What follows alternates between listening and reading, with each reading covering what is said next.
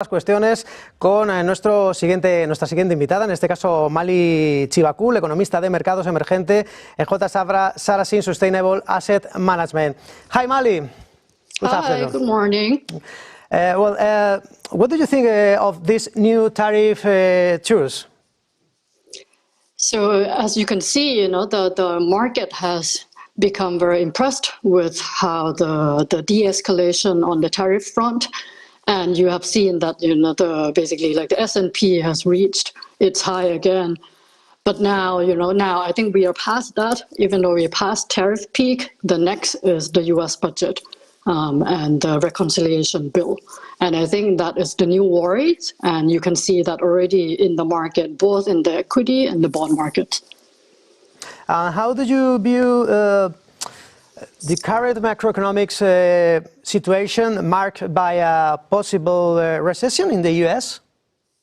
Yeah, I would say that the current global macroeconomic situation is pretty much characterized by very high policy uncertainty, pretty much stemming from the US.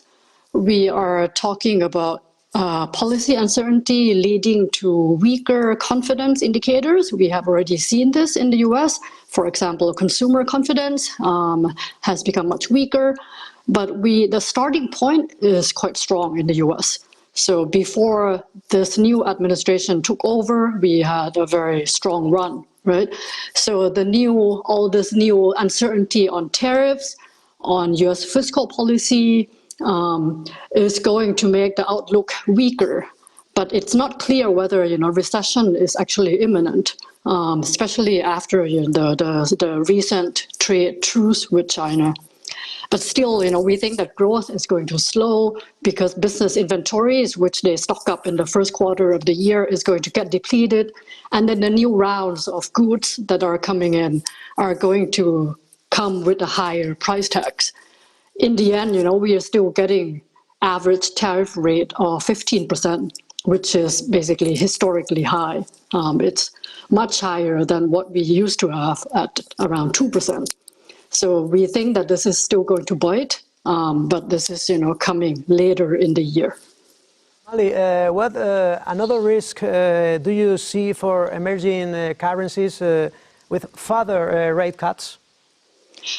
So if you look at emerging market currencies, they have performed very well this year. And this is mainly because US dollar has weakened.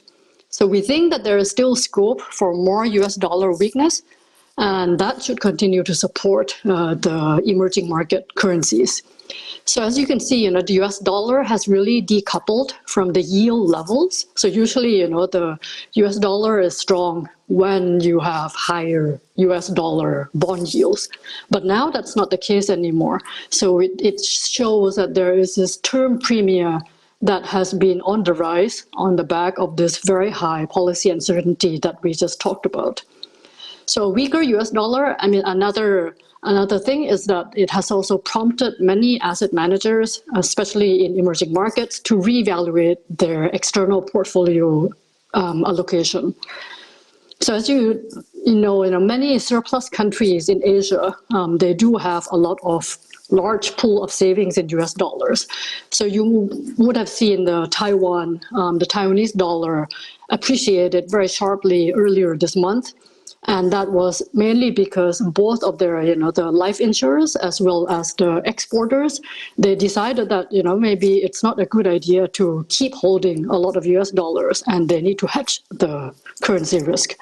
And we still see that, Taiwan, even though it's an extreme case because it has a very large net dollar holding, but it's not the only one. We still have other countries in Asia, like Taiwan, like Korea, like Malaysia.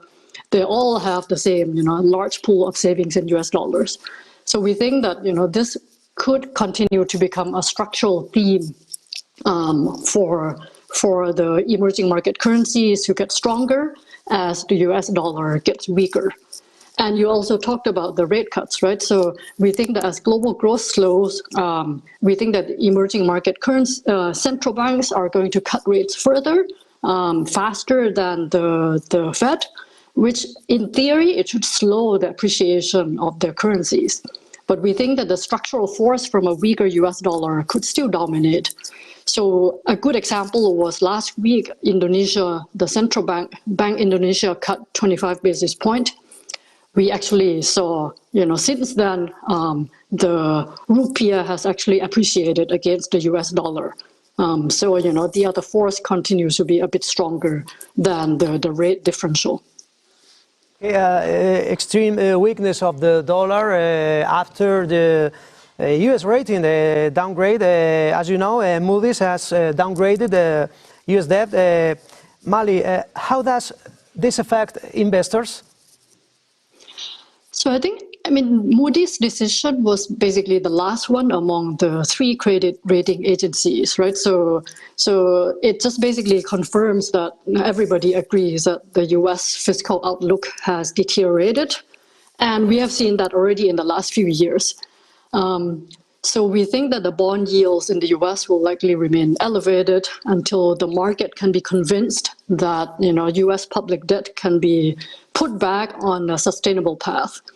What we have seen in Congress at this point is not, I think, convincing the market yet. So we think investors will continue to reevaluate their dollar holding and the strategies, which again should give a boost to flows to emerging markets as a diversification strategy. Mm-hmm. And finally, Mali, how can China maintain its export strategy to other emerging markets? Yeah, I think as we have seen, China continues to push its exports pretty much everywhere, but especially to other emerging markets. I think on one hand, it really offers other emerging markets to leap forward in its energy transition, because a lot of these exports that are coming out of China are in those categories.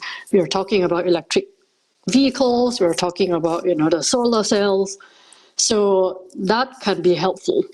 But on the other hand, of course, for countries with a large local manufacturing base, these producers will likely not be able to compete with the scale and the price that China is offering. So you're promoting one side of the economy, but then you might be killing the other side of the economy.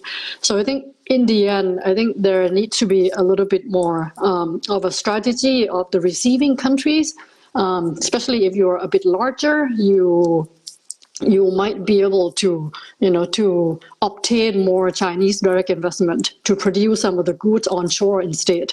Then you at least get some technology transfer, you get some job creation. We have seen this, for example, with Brazil and its electric vehicle industry. So I think that is the way to go. Mali Chivakul, economista de mercados emergentes en J.Safra Sarasin Sustainable Asset Management. Thank you for coming, for your time in Negocios TV. Thank you.